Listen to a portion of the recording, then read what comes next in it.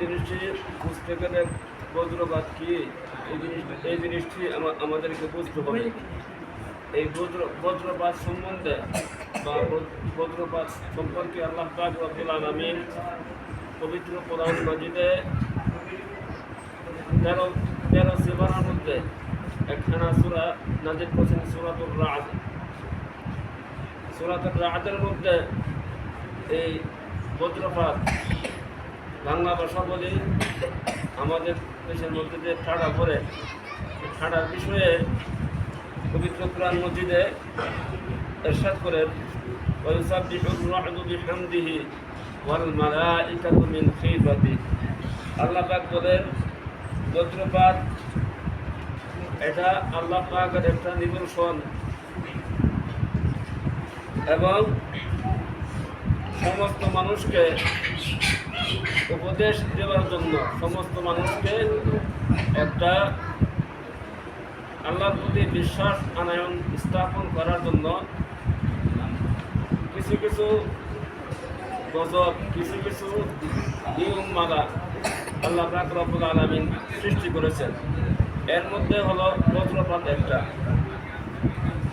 বজ্রপাত যখন পড়ে আমাদের দেশের মধ্যে অনেক ক্ষয়ক্ষতি হয়। এটা আমাদেরকে বেঁচে থাকতে হবে। আমরা কিভাবে বাঁচব?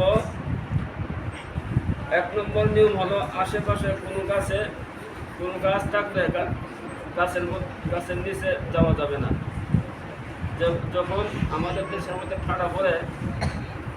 ঠাড়া পড়ার সময় যদি কোনো গাছ থাকে, গাছের নিচে মধ্যে যাওয়া যাবে না। ছাদের উপরে ওঠা যাবে না। সম্ভব হলে টিনের চালের নিচে যাওয়া যাবে না। শুধু গাছ নয়, কোনো কিছু জিনিস যেমন বিদ্যুতের তারের খুঁটি, টাওয়ার ইত্যাদি থেকে দূরে থাকতে হবে। এবং ঘন ঘন বজ্রপাতের সময় ঘরের ভিতরে থাকে, তাহলে ইলেকট্রিক পাখা এবং কম্পিউটার, মোবাইল, যত ধরনের ইলেকট্রনিক জিনিস আছে সমস্ত জিনিসগুলো অফ রাখতে হবে।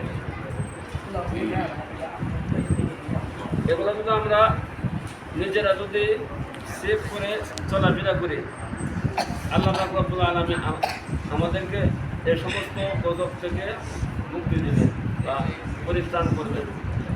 আল্লাহ পাক যেন আমাদেরকে এই সমস্ত প্রাকৃতিক দুর্যোগ থেকে আমরা যেন বাঁচতে পারি, আমাদেরকে আল্লাহ পাক রব্বুল আলামিন তৌফিক দান করুন। তো আমাদের যে ফুটবল মসজিদের যে ফুটবল আছে,